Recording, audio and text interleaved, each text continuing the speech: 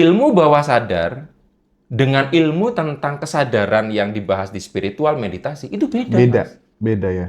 Jadi dua-duanya perlu dipelajari tuh. Hmm. Kan ada yang nganggap, saya mah cukup meditasi aja.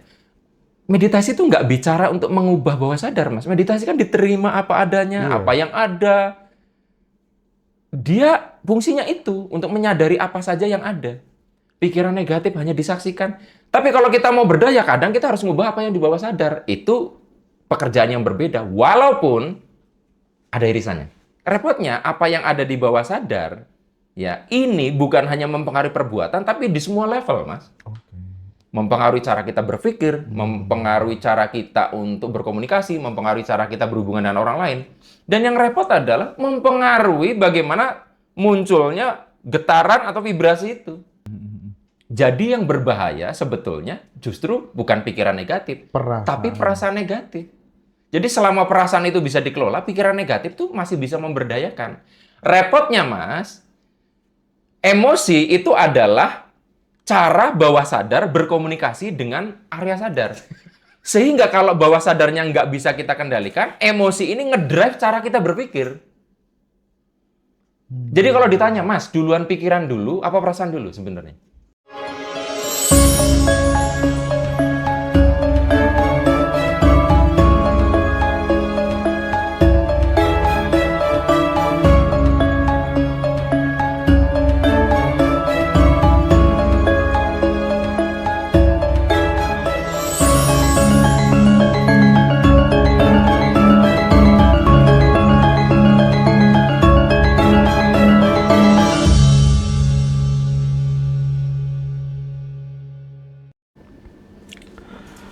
Mas Arif, terima kasih banyak ya. Dapat kesempatan lagi untuk saya dan teman-teman semuanya recharge energi di kediaman Sunan Kaliurang. Selamat datang Mas Hendra dan Mas Tahib. Ini jersinya baru ya, teman-teman. Seger banget. Keren banget jersinya nih. Mantap ya. Ini jersey Real Madrid musim kemarin, Mas. Oh, Yang iya, musim terbaru saya udah punya, tapi belum saya pakai. Jadi saya tuh penggemar Real Madrid. Tiap tahun beli jersey, ya 3 lah minimal. Original. Saya fans bukan karbitan. Iya, harus ori lah ya. Harus ori. Oke, Iya. menjaga marwah klub gitu ya. Karena kalau klubnya kita nggak support, nanti miskin, Mas, klubnya. Iya, klub-klub yang fansnya banyak beli jersey bajakan, itu keuangannya kacau. Makanya Madrid itu kaya karena militan. Gitu. Betul. Oke, Mas Arif. Jadi hari ini teman-teman semuanya, kita akan coba membreakdown tentang zona bawah sadar, Ya. gitu ya. Karena ini kan sangat penting sekali gitu. Tapi mungkin supaya kita pelan-pelan gitu ya, secara fundamental itu sebenarnya mohon dijelaskan Mas Arif ke teman-teman gitu. Apa sih perbedaan antara zona sadar dan zona bawah sadar itu? Oh ya. Kalau Mas Hendra perhatikan, biasanya kan umumnya orang menggunakan kosakata pikiran sadar dan Betul. pikiran bawah sadar. Betul. Kali ini bahkan saya ngomong ke Mas Hendra, kalau nggak latah ya, kita akan gunakan istilah zona. Karena memang saya sendiri selama ini mencoba untuk mencari tahu kosakata yang tepat, Mas. Karena kalau kita bicara pikiran sadar, pikiran bawah sadar, itu dari berbagai literatur, terus posisi perasaan itu di mana? Oh iya, bener juga. Iya ya. kan? Terus ada yang memasukkan perasaan sebagai bagian dari pikiran bawah sadar. Kok jadi perasaan di bawahnya pikiran? Jadi karena kompleksitas dari yang saya pelajari, akhirnya saya bikin istilah sendiri deh. Zona sadar dan zona bawah sadar. Padahal dulu, Mas, ada istilah yang serupa, yaitu alam sadar dan alam bawah sadar. Tapi karena terlalu mistik ya, terlalu kayak paranormal banget, istilahnya alam gitu kan. Maka itu ditinggalkan. Nah, sekarang saya ingin mengangkat dengan kosakata zona sadar, zona bawah sadar. Karena alasan itu tadi. Jadi buat teman-teman Eanisme TV yang tidak setuju, alasannya itu, Mas. Kenapa saya bahas? Gitu. Nah, kalau kita bicara tentang zona sadar, zona bawah sadar, sederhananya gini, Mas. Mas Hendra sekarang lagi apa? Lagi wawancara. Lagi wawancara. Jawaban itu tidak salah. Tapi itu tidak mewakili sebenarnya apa yang dilakukan Hendra secara keseluruhan. Tak jelasin. Hendra saat ini wawancara. Hendra saat ini bernapas. Hendra saat ini memompa darah melalui jantungnya.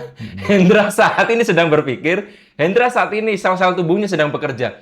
Terlalu banyak aktivitas dalam diri seorang Hendra yang bahkan Hendra pun nggak tahu. Oke. Contoh paling gampang. Sebelum saya bertanya, apakah Mas Hendra menyadari detak jantung Anda? Sebelum saya nanya ini, disadari nggak? Enggak. Enggak. Kalau saya tanya ke audiens, ke teman-teman Eanisme TV, sebelum saya bertanya apakah Anda menyadari jantung Anda berdetak, Anda baru menyadari tadi ketika saya tanya. Nah, artinya ada yang nggak kita sadari kan, Mas? Tapi dia bekerja. Nah, lalu fungsinya zona sadar sebetulnya apa sih? Zona bawah sadar itu fungsinya apa? Untuk mempermudah hidup, Mas. Bayangin kalau Anda mendetakkan jantung tuh harus sadar. Ayo, detak, detak, detak. Ketika Hendra beralih, mandek. Berhenti jantungnya. Kan nggak bisa. Iya. Luar biasanya, Hendra mau sambil nyetir, Hendra wawancara, jantung bekerja. Zona bawah sadar itu bicara tentang mempermudah hidup. Dan manfaatnya bukan hanya itu tentunya. Gitu. Gitu Mas Hendra, untuk awalan. Oke. Kalau untuk yang zona sadarnya tadi, Oh, gini. Jadi, teman-teman, ini saya gambar dulu biar Anda tidak salah bayangan. Mudah-mudahan terlihat ya. Nanti kalau kira-kira tim Eanisme TV membutuhkan di Zoom juga nggak masalah gitu. Jadi, kurang lebih strukturnya seperti ini. Walaupun aslinya itu bisa nggak seperti ini. Tapi ini adalah simplifikasi penyederhanaannya. Jadi diri kita tuh ada zona sadar, ada zona bawah sadar. Nah, di antara zona sadar dan bawah sadar ada yang namanya critical area. Jadi dia tuh kayak pintu gerbang buka tutup yang mengizinkan sesuatu masuk ke bawah sadar ini. Jadi nggak sembarangan masuk. Lalu yang masuk tuh apa? Informasi. Jadi informasi baik melalui pikiran, melalui mata, pendengaran dan seterusnya masuk ke sadar. Nah, ini nanti kalau layak atau dengan cara-cara tertentu ini kita akan bahas, akan masuk ke zona bawah sadar. Gitu, Mas. Nah, proporsi antara sadar bawah sadar ini 12%, ini adalah 88%. Jadi kalau kita lihat dari komposisi ini, lebih powerful zona bawah sadar. Cuman, zona bawah sadar itu pinter tapi bodoh, Mas. Karena dia tuh sifatnya hanya mengumpulkan informasi, lalu membuat pola, dan dia itu kalau nggak diupdate ya gitu terus. Artinya, peran zona sadar walaupun hanya 12%, ya dialah yang memilih informasi itu kan. Jadi kalau misalkan Mas Hendra menutup informasi apapun, ya bawah sadarnya nggak bertumbuh. Jadi jangan sepelekan 12%, karena tanpa Rp1, 1 triliun nggak 1 triliun. Sama, 100% tidak akan 100% kalau tidak ada yang 12%. Nah saat ini, kita tuh juga zona sadar sedang aktif. Bawah sadar kita juga aktif. Buktinya itu tadi. Jadi ketika saya bicara begini, kan saya sedang mengakses informasi yang disimpan di bawah sadar saya, Mas. Mas Tahib, nama paman jenengan siapa dari ayah? Dari ayah. Iya, salah satu paman namanya. Sambil Nah, sebelum saya tanya, nama paman jenengan itu ada di mana? Ya di data penyimpanan ya. Nah, jadi zona sadar itu fungsinya semacam ada informasi berupa pertanyaan. Hendra, tetanggamu yang di RT 9 itu namanya siapa ya? Itu data itu tuh adanya di sini. Nah, yang nyari itu si sadar ini. Jadi, bayangannya gini. Ada ruangan luas banget, gelap. Itulah total kesadaran. Nah, ini simplifikasi ya, penyederhanaan. Zona sadar tuh kayak senter itu loh, Mas. Jadi kalau kita lagi nyenter ke situ, ya itu yang kelihatan. Tapi bukan berarti yang lain nggak ada. Kita lagi nyenter informasi tentang tetangga kita. Lalu kalau kita ditanya yang lain, kita akan mencari informasi yang lain. Jadi semacam itu. Tapi yang menarik adalah kita bicara zona sadar dan zona bawah sadar ini bukan dalam konteks tentang kesadaran itu, kesadaran yang biasa dibicarakan ketika meditasi, Mas. Karena kesadaran yang dibahas waktu kita meditasi atau di dalam ranah spiritual adalah sesuatu yang menjadi pengamat, bahkan mengamati yang sadar ini dan mengamati yang bawah sadar. Gitu. Jadi ini hanya simplifikasi. Manusia aslinya tuh berlayer-layer. Bahkan, bukan mau pamer, di belakang saya itu ada ribuan buku yang Anda kelihatan sedikit ya. Nah, itu banyak banget yang bahas tentang bawah sadar. Bahkan, setiap buku tuh punya konseptualisasi yang berbeda loh, Mas. Contoh, selama ini yang banyak dikenal orang cuman zona sadar, bawah sadar. Ada buku yang membaginya sadar, bawah sadar, ketidaksadaran. Bahkan kalau dalam bahasa Inggris, Mas, ada yang 7 layer. Conscious, subconscious, unconscious, superconscious, ultra conscious. Itu sampai panjang. Mana yang benar? Ya bisa juga salah semua. Kan kita nggak ngerti, Mas. Sama seperti contoh teman-teman kalau update. Selama ini kita tuh kan melihat black hole di luar angkasa. Oh, kita selama ini mengasumsikan black hole itu jadi pusatnya putaran galaksi. Sekarang wacana yang muncul, alam semesta kita ada di dalam black hole. Jadi yang namanya ilmu pengetahuan itu bergeser. Jadi teman-teman makanya nggak usah menjadikan sains itu semacam agama. Karena dia terus bergeser, berubah, disempurnakan. Gitu, Mas Hendra. Bukan kebenaran yang mutlak. Gitu Bukan. Ya? Tapi kalau di dalam sains, Mas, yang dicari bukan mutlaknya, beda dengan agama ya. Yeah. Yang dicari adalah apakah ini useful atau tidak, bermanfaat atau tidak. Dengan pemahaman kita yang saat ini begini, mungkin 10 tahun lagi salah. Tapi dengan pemahaman ini kita bisa berdaya. Jadi ya sudah, pegang aja. Nanti kalau ada yang update, ini kita buang, kita pakai yang baru. Mungkin Mas, karena kita pengen belajarnya kan pelan-pelan gitu ya. Ya. Mungkin bisa di fungsi dari critical area tadi. Critical area itu sama dengan ras nggak sih? Sama. Sama ya. Ras itu bukan suku agama ras ya. bukan SARA. Jadi ras itu Reticular Activating System. Itu mirip. Jadi ada yang menggunakan istilah ras, ada yang menggunakan istilah critical area. Jadi ini kenapa disebut area kritis? Gini, Mas. Informasi apapun yang kita terima secara sadar, itu hanya bisa nembus ke bawah sadar kalau tidak dikritisin. Nanti akan kita bahas gimana caranya area ini bocor sehingga informasi rembes. Informasi bisa tembus ke sini, bisa sengaja, bisa nggak sengaja. Tapi polanya sama. Oke. Gitu. Nah, artinya lucunya di sini, orang yang terlalu kritis, bawah sadarnya kemungkinan akan sulit berkembang. Iya. Repotnya tuh. Tapi kalau orang itu nggak kritis sama sekali, ya nanti apa-apa yang dari luar, bleng. Jadi fungsinya critical area gini, Mas. Mas Tahib, lebih bagus orang yang sulit berubah atau lebih bagus orang yang gampang berubah? Gampang berubah.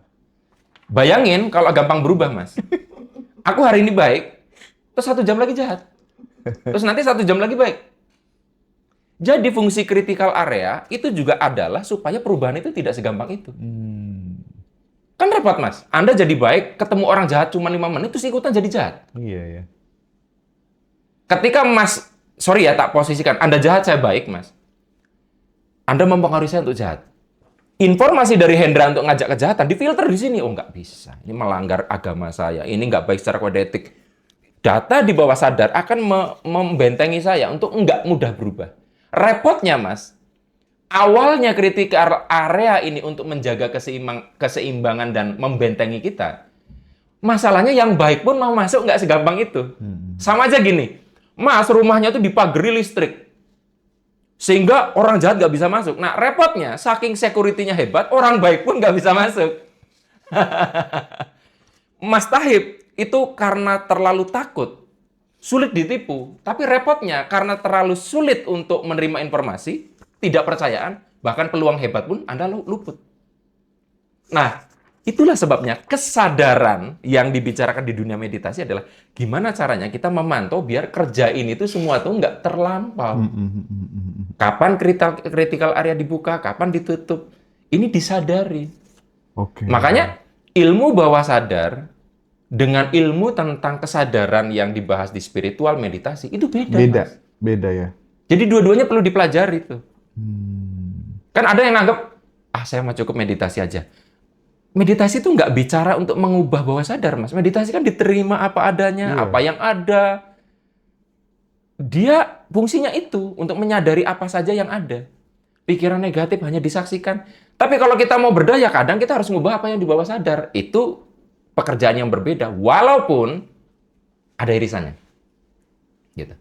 Jadi dalam konteks spiritual, kesadaran itu berarti layarnya, zona sadar, critical area, zona bawah sadar, itu filmnya gitu berarti? Kalau kesadaran dalam konteks kita bicara sebagai objek, yang Mas Hendra sampaikan itu oke, saya setuju. Tapi kasusnya, bayangkan layarnya itu pun bisa melihat. Layar tidak sadar apa yang tayang pada dirinya. Nangkap nggak? Oke. Layar bioskop kan ditayangkan film Ultraman, Iya, film paham. Avenger, itu nggak sadar. Nah, bayangin layarnya kita ini Sadar. tahu apa yang diputarkan pada dirinya. Iya. I see. Jadi ini rumit, Mas. Jadi saya pernah mengajak orang-orang untuk membuktikan tentang unlimited consciousness layer. Jadi saya bilang gini, oke, sekarang sadari tubuh Anda. Oke? Berarti kan ada kesadaran yang sedang mengamati tubuh kita. Nah, sekarang sadari kesadaran yang menyadari tubuh Anda. Iya, wah itu. Itu kan udah mundur satu layer. Nah, lanjut. Kalau sudah, sadari kesadaran yang menyadari kesadaran yang mengamati tubuh Anda. Itu nggak ada ujungnya loh, Mas. Iya. Artinya, Berlayar-layar ya. sang kesadaran sejati selalu behind the scene. Ketika kita mencoba menjangkaunya, dia selalu menjadi sesuatu yang luput dijangkau. Karena ketika kita menjangkau, itu dia tuh kayak lari lagi, Mas. Kayak kesadaran itu aku. Lah, ketika kita bilang aku, kan ada kesadaran yang mengamati tadi. Itu nggak pernah nyampe. Makanya, nggak usah kita panjang-panjang untuk mencerna Tuhan. Mengamati kesadaran itu sejatinya gimana? Itu sulit, Mas. Oke. Nah, tadi Mas, ketika kemudian ada data yang positif, kita mencoba untuk kemudian supaya critical area atau RAS itu bocor dan masuk ke zona bawah sadar. Ya. Itu yang diharapkan itu apa? Apakah supaya kemudian, karena ketika kita ngomong soal perubahan kan, harus habit, harus tindakan dulu yang berubah gitu. Apakah bisa dipastikan jika kemudian itu sudah tembus, tertanam ke zona bawah sadar, tindakan akan berubah? Oke. Jadi, zona bawah sadar itu kan kita bicaranya tentang otomatisasi. Refleks, respon. Bahkan kalau kita menyebut kata yang kita sebut berkali-kali, intuisi pun dari situ. Nah, perbuatan itu kan cenderung kita akan melakukan sesuai kebiasaan kita ya, Mas. Orang latah itu sebenarnya terjadi. Bedanya, satu, kalau ada kegagalan, latah ngeluh. Satu, ada kegagalan, latah evaluasi. Itu sebenarnya kan respon juga semuanya. Yang satu dimaki, mendoakan, yang satu memukul perbuatannya. Nah, itu didorong oleh bawah sadar. Contoh paling gampang adalah, bawah sadar itu hanya merekam, sehingga taunya itu. Waktu kecil, dia diajarkan tentang kekerasan. Maka ketika ada orang yang menginstimulasi dia, marah, ya mukul, Mas. Nah, perbuatan itu didorong oleh yang di bawah sadar. Nah, ini ya karena terus-terusan dapat informasi tentang itu, dia kan taunya cuma itu. Karena itu, ya, kalau Anda udah biasa naik mobil Matic, lalu ke manual, Anda seperti orang nggak bisa naik mobil, loh. Benar. Karena datanya nggak ada. Data yang ada cuma nginjek rem sama gas. Nggak ada kopling. Jadi akhirnya kayak bodoh lagi kan. Nah, artinya perbuatan yang itu sampai kita nyetir segampang itu didorong oleh apa yang ada di bawah sadar. Nah, repotnya apa yang ada di bawah sadar Ya, ini bukan hanya mempengaruhi perbuatan, tapi di semua level, Mas. Oke. Mempengaruhi cara kita berpikir, mempengaruhi cara kita untuk berkomunikasi, mempengaruhi cara kita berhubungan dengan orang lain. Dan yang repot adalah mempengaruhi bagaimana munculnya getaran atau vibrasi itu. Gini, Mas, cara paling gampang untuk mengetahui reaksi bawah sadar itu apa? Emosi, Mas. Jadi gini, saya termasuk orang yang berpendapat tidak semua pikiran negatif jadi nyata. Kecuali didukung perasaan yang mensupport itu. Pernah nggak Mas Hendra mikir negatif? Aduh, kayaknya nggak nyampe nih, kayaknya nggak nyampe. Ternyata nyampe. Iya, pernah. Aduh, kayaknya nggak bakalan tercapai nih omset. Sampai. Berarti pikiran negatifnya nggak jadi kenyataan dong. Nah, jadi yang berbahaya sebetulnya justru bukan pikiran negatif, Perasaan. tapi perasaan negatif. Jadi selama perasaan itu bisa dikelola, pikiran negatif tuh masih bisa memberdayakan. Repotnya, Mas, emosi itu adalah cara bawah sadar berkomunikasi dengan area sadar. Sehingga kalau bawah sadarnya nggak bisa kita kendalikan, emosi ini ngedrive cara kita berpikir. Jadi kalau ditanya, Mas, duluan pikiran dulu, apa perasaan dulu sebenarnya? Kalau aku tanya. Perasaan. Karena repotnya adalah kadang perasaan membuat kita berpikir, tapi pikiran tertentu membuat kita punya perasaan. Mas Hendra punya perasaan kesel, ya. Lalu ada input informasi, Anda bisa bereaksinya tuh jadi negatif. Berarti kan pikiran Mas Hendra didorong oleh perasaan. Iya. Tapi sekarang Mas Hendra nggak punya perasaan apa-apa.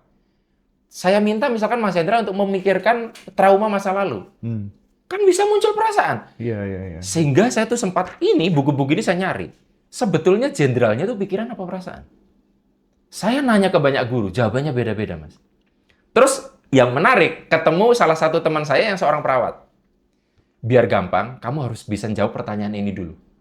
Mana yang lebih jenderal, otak atau jantung? Menurut Mas Hendra mana dulu? Mana yang lebih jenderal di antara otak atau jantung? Benar juga ya. Mana? Menariknya adalah ketika janin terbentuk, silakan di cross check. Yang terbentuk duluan itu bukan otak, Mas, tapi jantung. Jantung ya. Artinya di situ jantung itu awal kehidupan. Oke. Tapi ketika kita mati, kematian kita diputuskan apakah otak kita sudah mati apa belum. Karena jantung kalaupun berhenti masih bisa pakai yang alat yang Benar. Jadi mati diputuskan ketika otak udah mati. Selama otak belum dinyatakan mati, jantung masih bisa berdetak. Jadi lucunya, awal kita dimulai dari jantung, mati ditentukan oleh otak. Jadi jenderalnya yang mana? Jadi semakin banyak baca buku, pusing saya, Mas. Akhirnya saya ngerti, semakin pengetahuan kita banyak, semakin kita open mind. Jadi orang yang kokoh banget, pasti gini. Bacanya sedikit, wawasannya sedikit, temannya sedikit, gurunya sedikit, pembelajarannya sedikit. Oke.